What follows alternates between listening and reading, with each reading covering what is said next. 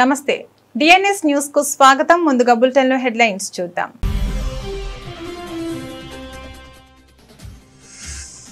Modi Trump దోస్తీ, భారత్ పై America media ప్రశంసల వర్షం. మోదీ గొప్ప ప్రధాని అంటూ ట్రంప్ చేసిన వ్యాఖ్యల ప్రస్తావన.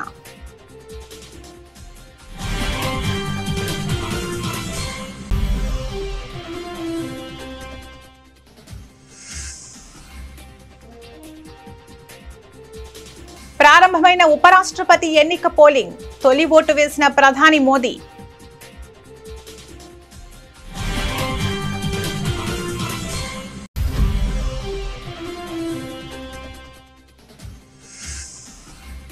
ఎన్డీఏ కూటమి ఎంపీలతో మోదీ సమావేశం. ఆత్మనిర్భర్ భారత్ స్ఫూర్తిని ముందుకు తీసుకువెళ్లాలని సూచించిన ప్రధాని.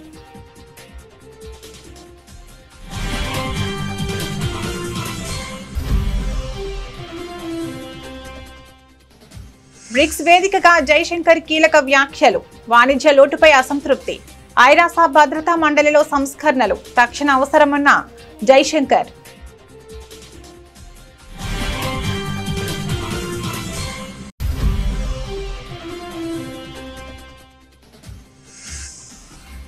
మేడారం బాసన అభివృద్ధిపై అధికారులతో సీఎం సమీక్ష. మేడారం పనులు 100 రోజుల్లో పూర్తి కావాలని ఆదేశించిన రేవంత్ రెడ్డి.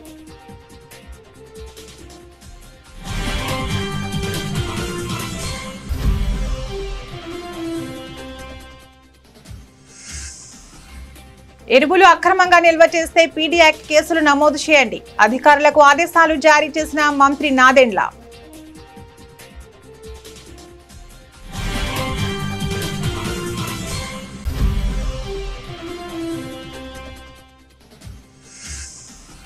కవిత సస్పెన్షన్ పై తొలిసారి పెదవి విప్పిన కేటీఆర్. మా పార్టీ అంతర్గతంగా మాట్లాడి చర్యలు తీసుకుందన్న కేటీఆర్.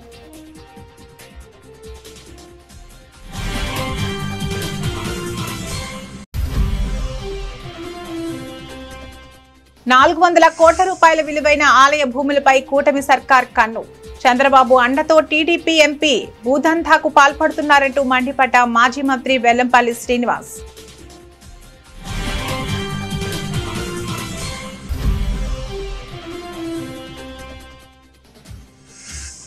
రోడ్డు విస్తరణ, సీఎం రేవంత్ రెడ్డి ఇంటి ప్రహారీ గోడ కూల్చివేత.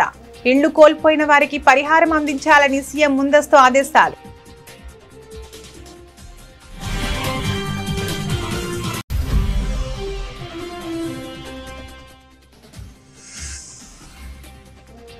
నేటి నుంచి ఆసియా కప్ సందడి. ఈసారి టోర్నీ విజేతకు భారీ ప్రైజ్ మనీ.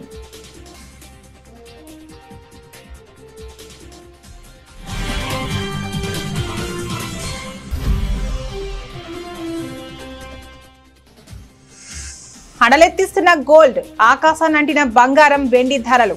1,10,000 దాటిన 10 గ్రాముల 24 క్యారెట్స్ గోల్డ్.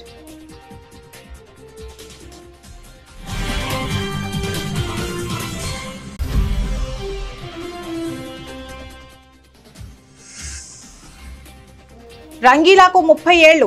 ఊర్మిళ భావోద్వేగ పోస్ట్. సోషల్ మీడియాను ఊపేస్తున్న రంగీలా తాజా డాన్స్.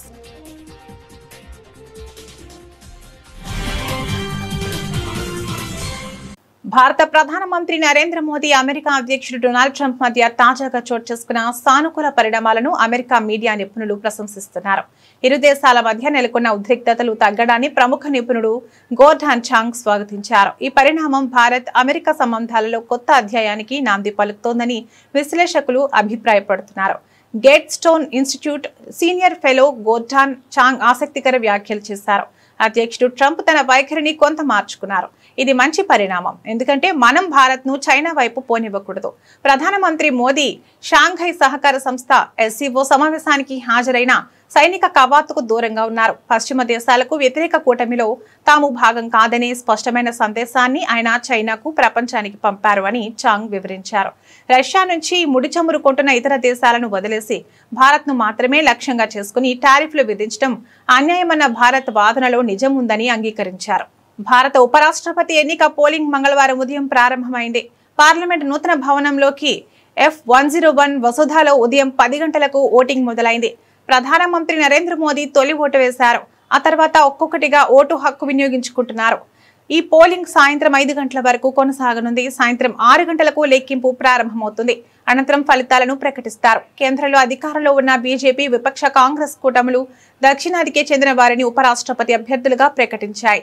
ఎన్డీఏ తరపున తమిళనాడుకు చెందిన రాధాకృష్ణన్, ఎండీ కూటమి అభ్యర్థిగా జస్టిస్ సుదర్శన్ రెడ్డి పోటీ చేస్తున్న విషయం తెలిసిందే. ఈ ఎన్నికలో రాజ్యసభ, లోక్సభ సభ్యులతో కూడుకున్న ఎలక్టోరల్ కాలేజీలో ఎంపీలు తమకు నచ్చిన వారికి ఓటు వేసే వెసులుబాటు ఉంటుంది. ఈ ఎన్నిక రహస్య బ్యాలెట్ పద్ధతిలో నిర్వహిస్తున్నారు. లోక్సభలో 542 మంది సభ్యులు, రాజ్యసభలో 239 మంది సభ్యులు ఉన్నారు. వీరంతా కలిసి మొత్తం 781 మంది ఉన్నారు. ఇందులో ప్రతి సభ్యుడి ఓటు విలువ 1గానే ఉంటుంది. మెజార్టీ మార్కు 391 కాగా బీఆర్ఎస్ 4, బీజేడీ 7 పోలింగ్ కు దూరంగా ఉంటామని ఇప్పటికే ప్రకటించాయి. దీంతో 386 ఓట్లు దక్కించుకున్న వారు విజేతగా నిలవనున్నారు. అధికార ఎన్డీఏ కూటమికి ఇప్పటి వరకు 425 సభ్యుల బలం ఉంది. 11 మంది సభ్యులున్న వైసీపీ స్వతంత్రుల మద్దతుతో మెజారిటీ 439కి పెరిగింది. అటు విపక్షాల ఇండియా కూటమికి 324 మంది బలం ఉంది. కొన్ని పార్టీలు మద్దతు ఇచ్చినా విపక్ష అభ్యర్థి విజయానికి దూరంగానే కనిపిస్తుంది. దీంతో ఎన్డీఏ అభ్యర్థి సిపి రాధాకృష్ణన్ గెలుపు ఖాయమే. ఉపరాష్ట్రపతి ఎన్నికల నేపథ్యంలో న్యూఢిల్లీలో ప్రధానమంత్రి నరేంద్ర మోదీ నిన్న ఎన్డీఏ మిత్రపక్షాల ఎంపీలతో సమావేశమయ్యారు. ఈ సందర్భంగా ఎంపీలను ఉద్దేశించి ప్రధాని మోదీ కీలక సూచనలు చేశారు. మన దేశ ఉత్పత్తులను ప్రోత్సహించేందుకు ఎన్డీఏ ఎంపీలు స్వదేశీ మేళాలను నిర్వహించాలని పిలుపునిచ్చారు. భారతదేశం సవాళ్లను అధిగమించి ఎదిగేందుకు దేశం స్వయం సమృద్ధిని సాధించడం కీలకమని అన్నారు. భారత్పై అమెరికా సుంకాల మోత మోగిస్తున్న వేళ ప్రధాని మోదీ వ్యాఖ్యలు ప్రాధాన్యతను సంతరించుకున్నాయి. అమెరికా వంటి దేశాలు సుంకాలు విధించడం వంటి నిర్ణయాలు తీసుకుంటున్నా మనం వెనక్కి తగ్గకూడదు. ఇలాంటి సందర్భాల్లో ఆత్మనిర్భర్ భారత్ స్ఫూర్తిని ముందుకు తీసుకెళ్లాలి అని వ్యాఖ్యానించారు. భారత్ ను ఆత్మనిర్భర్ మార్గంలో ముందుకు తీసుకెళ్లేందుకు ప్రతి ఒక్కరూ కృషి చేయాల్సిన అవసరం ఉందని ప్రధాని నరేంద్ర మోదీ పునరుద్ఘాటించారు. మన దేశ ఉత్పత్తులను ప్రోత్సహించేందుకు ఎన్డీఏకు చెందిన పార్లమెంట్ సభ్యులు తమ తమ నియోజకవర్గాల్లో స్వదేశీ మేళాలు నిర్వహించాలని ఆయన సూచించారు. ఈ సమావేశంలో పాల్గొన్న కేంద్ర మంత్రి కిరణ్ రిజిజు అనంతరం ప్రధాని మోదీ చేసిన వ్యాఖ్యలను మీడియాకు వెల్లడించారు. ఉపరాష్ట్రపతి ఎన్నిక నేపథ్యంలో ఎంపీలంతా సరిగ్గా ఓటు వేసేలా జాగ్రత్తలు తీసుకోవాలని ప్రధాని మోదీ సూచించారు. పార్లమెంట్ సభ్యులే తప్పు చేస్తే ప్రజల్లోకి తప్పుడు సందేశం వెళుతుందన్నారు. प्रधानमंत्री जी ने आज एनडीए सांसदों के साथ में वार्ता की है और आज बहुत अच्छा मीटिंग हुआ।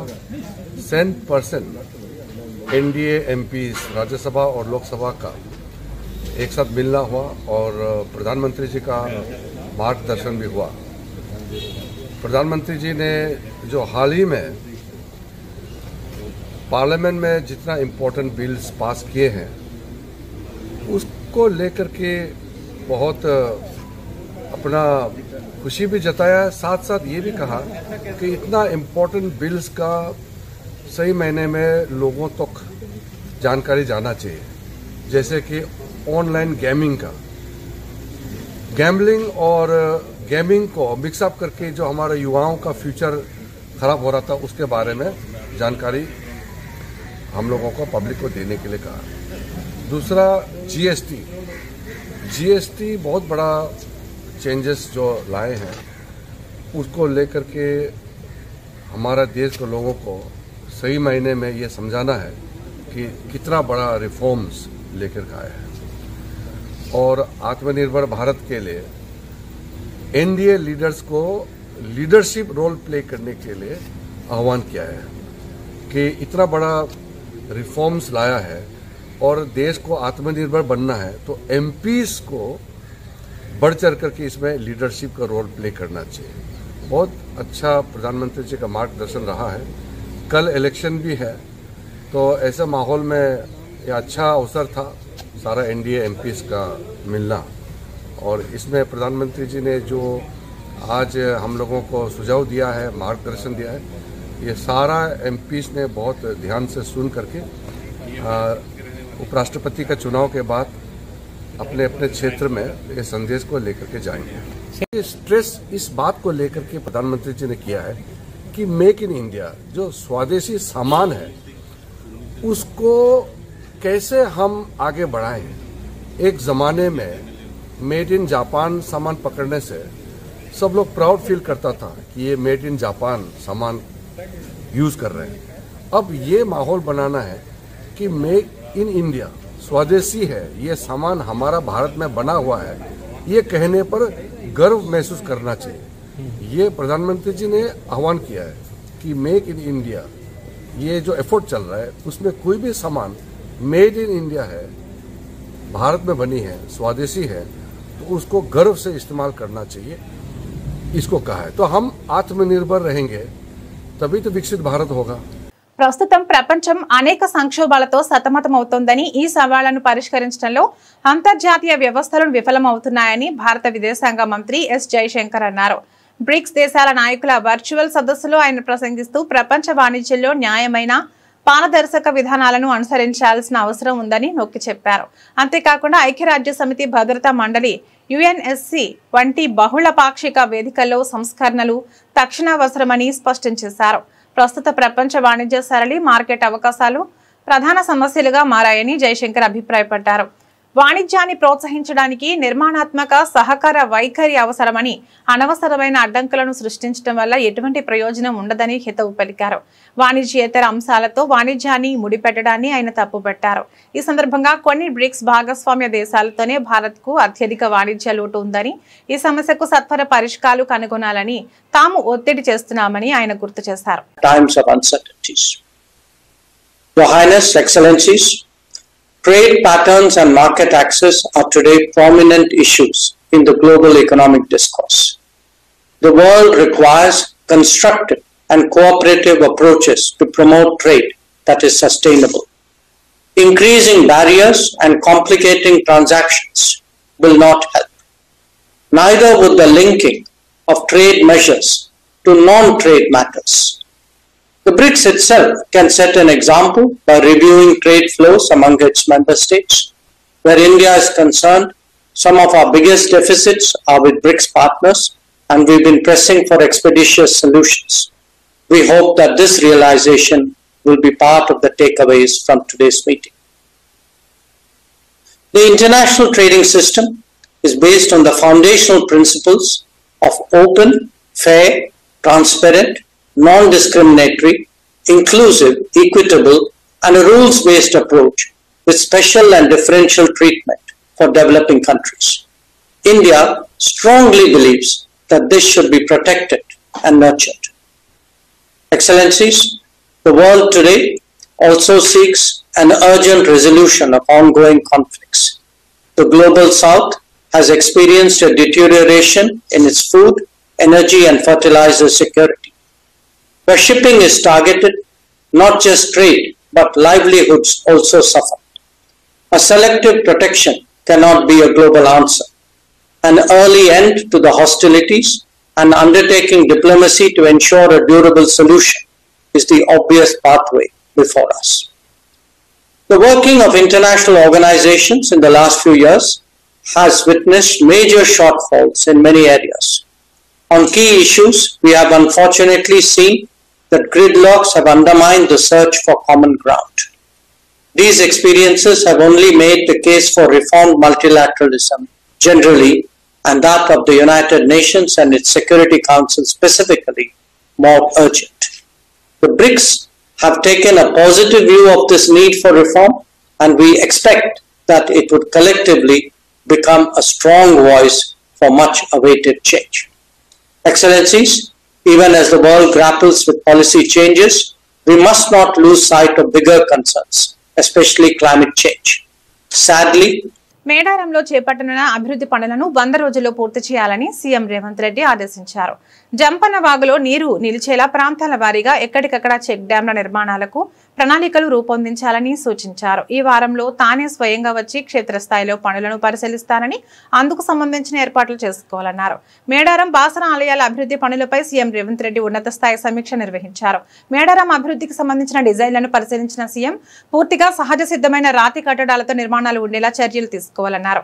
భక్తులకు సౌకర్యంగా ఉండేలా ఎంట్రీ, ఎగ్జిట్, పార్కింగ్ వసతులు ఉండాలని సూచించారు. మేడారం మహాజాతర నాటికి భక్తులకు ఎలాంటి ఇబ్బందులు కలగకుండా చర్యలు తీసుకోవాలన్నారు.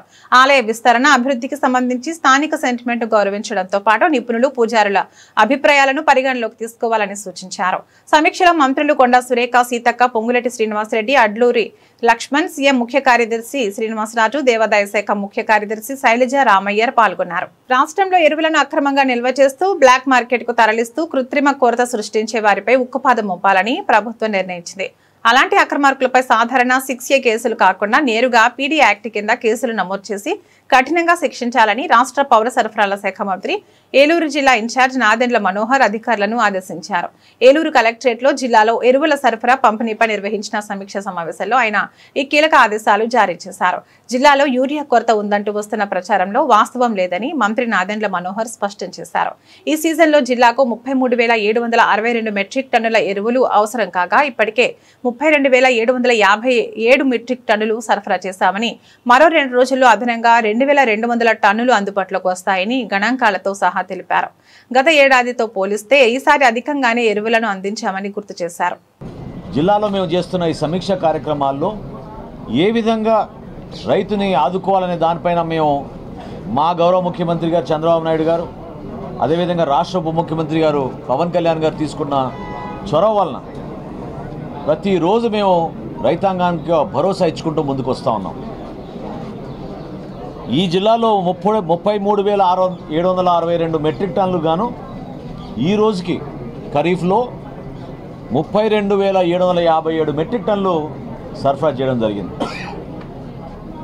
రాబోయే రోజుల్లో మరొక 2,200 మెట్రిక్ టన్నులు అందుబాటులో ఉంచి ఎక్కడ కూడా రైతుల్లో కొరత వచ్చిందనే భావన రాకుండా ఒక ప్రయత్నం చేస్తున్నాం.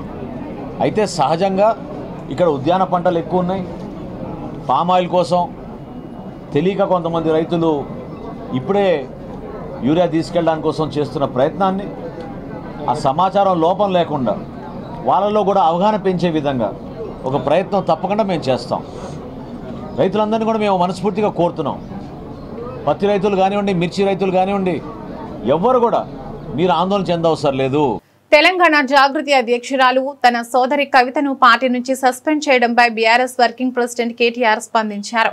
ఈ రోజు జరిగిన మీడియా సమావేశంలో కవిత సస్పెన్షన్ గురించి విలేకరులు అడిగిన ప్రశ్నకు ఆయన సమాధానమిచ్చారు. కవిత సస్పెన్షన్ పై ఆయన మొదటిసారిగా స్పందించారు. కవితపై మా పార్టీ చర్చించి చర్యలు తీసుకుంది. చర్యలు తీసుకున్న తర్వాత ఇక నేను మాట్లాడటానికి ఏమీ లేదు అని ఆయన స్పష్టం చేశారు.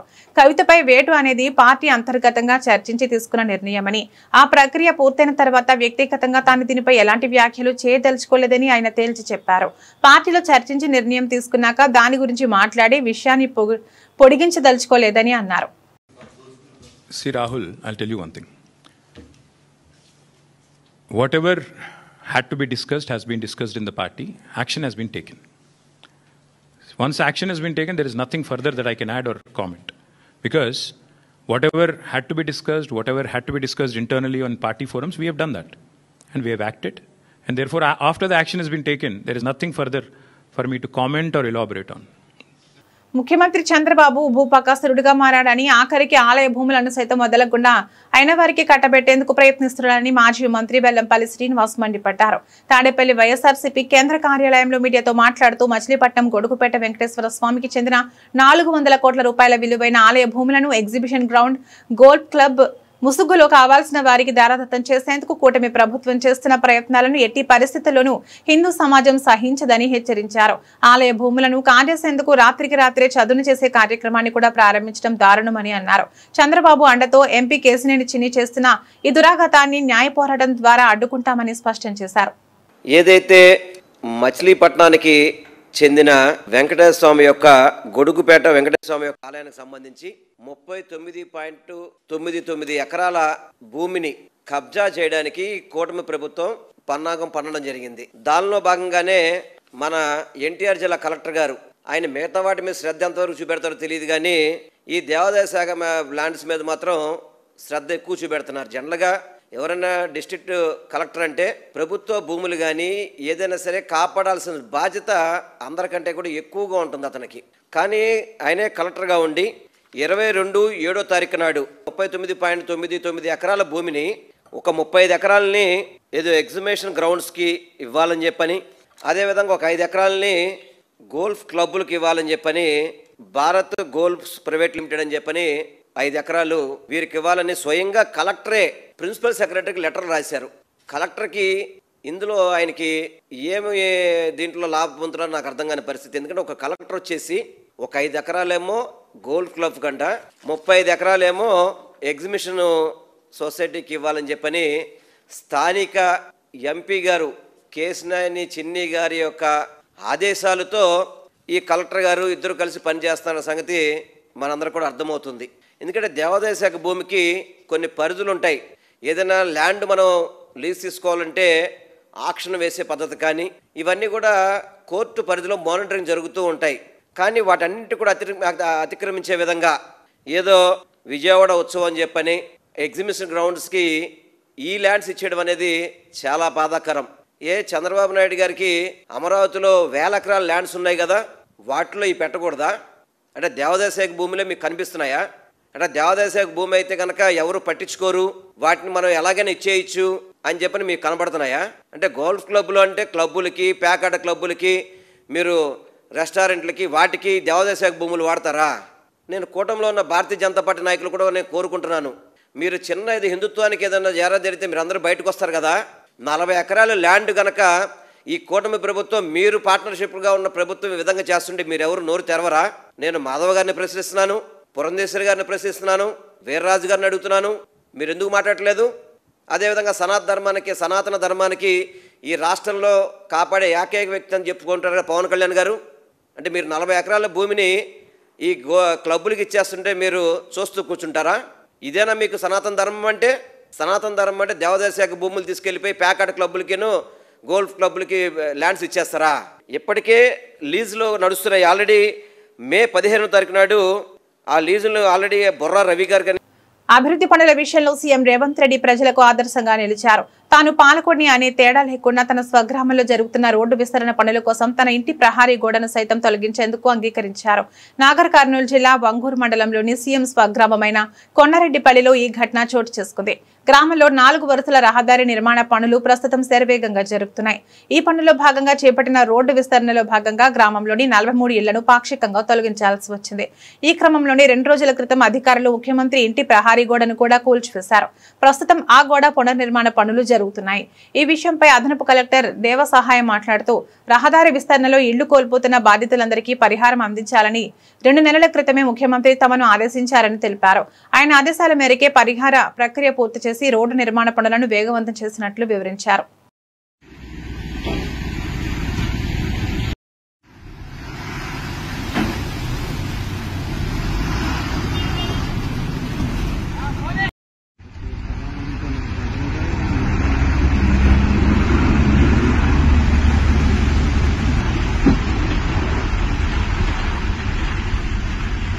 క్రికెట్ అభిమానులు ఎంతో ఆసక్తిగా ఎదురుచూస్తున్న ఆసియా కప్ 2025 సందడి మొదలైంది. T20 ప్రపంచ కప్ ముందు జరుగుతున్న ఈ మెగా టోర్నమెంట్ ఈ రోజు నుంచి UAE వేదికగా ప్రారంభం కానుంది.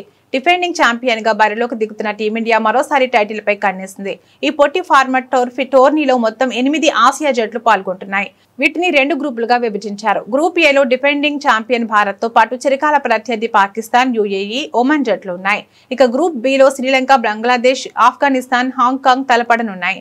టోర్నమెంట్ లో భాగంగా నేడు అబుదాబి వేదికగా ఆఫ్ఘనిస్తాన్, హాంకాంగ్ మధ్య తొలి మ్యాచ్ జరగనుంది. భారత జట్టు తన తొలి మ్యాచ్ ను రేపు UAEతో ఆడనుంది. ఇక యావత్ క్రికెట్ ప్రపంచం ఎదురు చూస్తున్న Bharat Pakistan high voltage match ఈ నెల 14న జరగనుంది. భారత అభిమానులను దృష్టిలో ఉంచుకుని దాదాపు అన్ని మ్యాచ్లను రాత్రి 8 గంటలకు ప్రారంభమయ్యేలా ACC షెడ్యూల్ చేసింది. సెప్టెంబర్ 28న దుబాయ్లో ఫైనల్ మ్యాచ్ తో ఈ టోర్నీ ముగియనుంది. ఈసారి టోర్నీ విజేతకు భారీ ప్రైజ్ మనీ ప్రకటించారు. బంగారం ధరలు చరిత్రలో ఎన్నడూ లేనంత గరిష్ట స్థాయికి చేరాయి. పసిడి ప్రియులకు భారీ షాక్ ఇస్తూ ధరలు ఆకాశానంటాయి. మంగళవారం ఒక్కరోజే భారీగా పెరిగి తులం 10 గ్రాములు స్వచ్ఛమైన బంగారం ధర ఏకంగా 1,10,000 రూపాయల మార్కును దాటి సరికొత్త రికార్డు సృష్టించింది. వెండి ధరలు కూడా అదే ధరలో పయనిస్తూ కొనుగోలుదారులకు చుక్కలు చూపిస్తున్నాయి.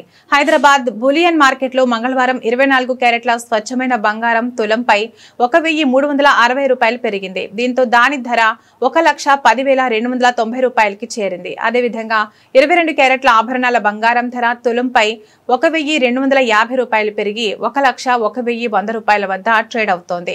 ఆంధ్రప్రదేశ్లోని విజయవాడ, విశాఖపట్నం మార్కెట్లలో కూడా ఇవే ధరలు కొనసాగుతున్నాయి.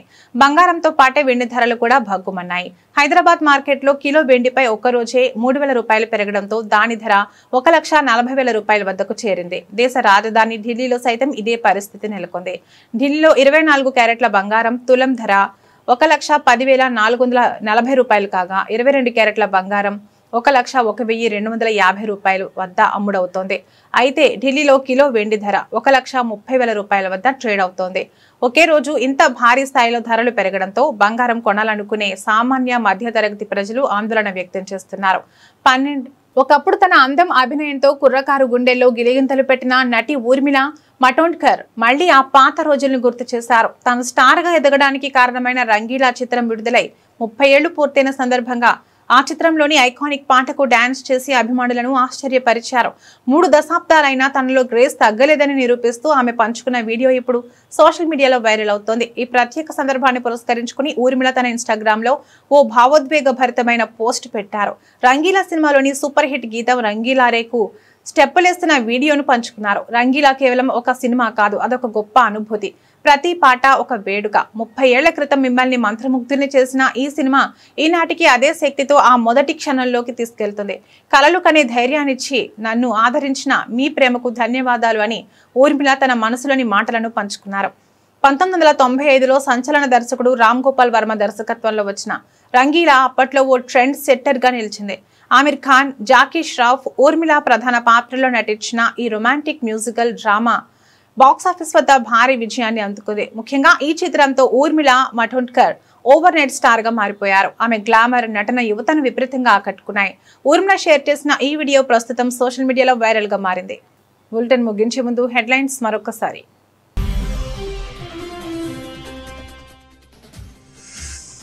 మోదీ ట్రంప్ దోస్తీ, భారత్పై అమెరికా మీడియా ప్రశంసల వర్షం. మోదీ గొప్ప ప్రధాని అంటూ ట్రంప్ చేసిన వ్యాఖ్యల ప్రస్తావన.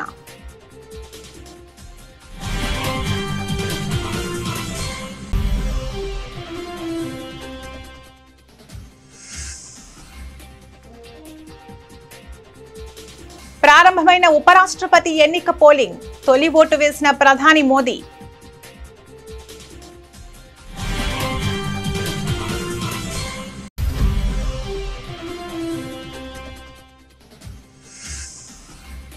ఎన్డీఏ కూటమి ఎంపీలతో మోదీ సమావేశం. ఆత్మనిర్భర్ భారత్ స్ఫూర్తిని ముందుకు తీసుకువెళ్లాలని సూచించిన ప్రధాని.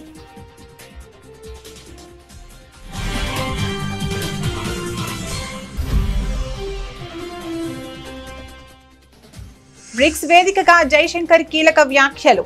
వాణిజ్య లోటుపై అసంతృప్తి. ఐరాస భద్రతా మండలిలో సంస్కరణలు తక్షణ అవసరమన్న జైశంకర్.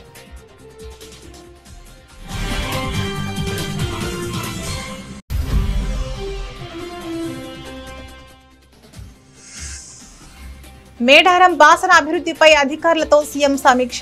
మేడారం పనులు 100 రోజుల్లో పూర్తి కావాలని ఆదేశించిన రేవంత్ రెడ్డి.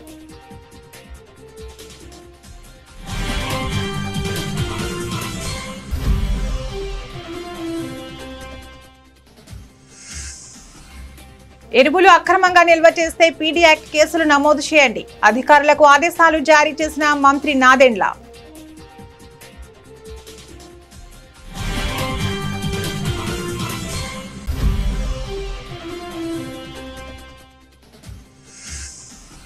కవిత సస్పెన్షన్ పై తొలిసారి పెదవి విప్పిన కేటీఆర్. మా పార్టీ అంతర్గతంగా మాట్లాడి చర్యలు తీసుకుందన్న కేటీఆర్.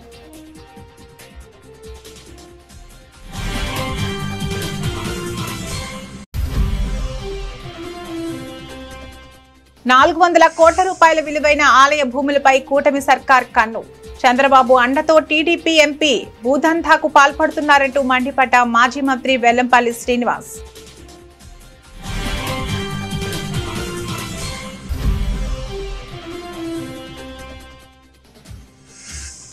రోడ్డు విస్తరణ, సీఎం రేవంత్ రెడ్డి ఇంటి ప్రహారీ గోడ కూల్చివేత. ఇళ్లు కోల్పోయిన వారికి పరిహారం అందించాలని సీఎం ముందస్తు ఆదేశాలు.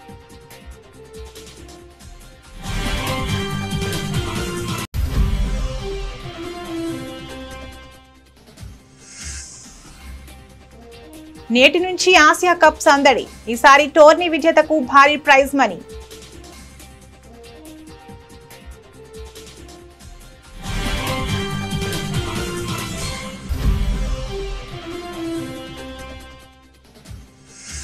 హడలెత్తిస్తున్న గోల్డ్, ఆకాశానంటిన బంగారం, వెండి ధరలు 1,10,000 దాటిన 10 గ్రాముల 24 క్యారెట్స్ గోల్డ్.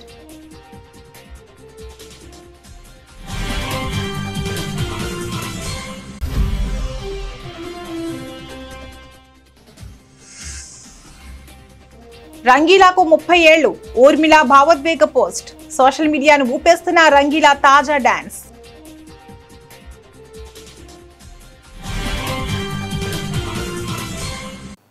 ఇవి ఇప్పటివరకున్న బులెటిన్ అప్డేట్స్. మరో బులెటిన్లో మళ్ళీ కలుద్దాం. నమస్తే.